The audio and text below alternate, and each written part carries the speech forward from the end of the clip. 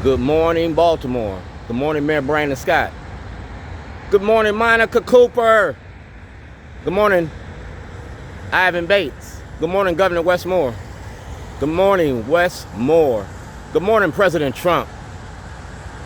Good morning, Dan Bongino. I was making a movie and a documentary. That ain't against the law. It's a Christmas story. I got locked up on Christmas Eve, 12/24/2007. I went home on vacation and came back on probation.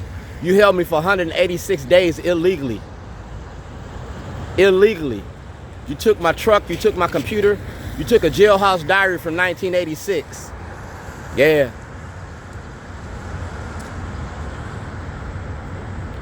You locked me up for making a documentary about your prison industry and mass incarceration.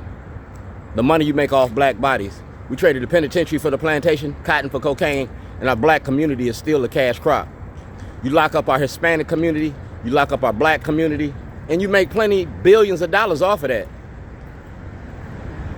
So in 2026, 2025, I'm looking for exoneration of the Supreme Court. You repealed Roe versus Wade, you ain't said nothing about Dred Scott. We're gonna take Dred Scott to court. I am Dred Scott. Everything I've been doing since 1986, we're gonna take in front of the court, the grand jury. Brack versus Wells says I get access to the grand jury. Gideon versus Wainwright says I get access to the courts. Dred Scott say it's gonna be a precedent-setting case. President Trump got all my information. President Trump, President Obama, President Biden, and President Bush. Letters to my presidents. Letters designed. Yeah, I did everything with letters. A, B, C, D, E, F, G.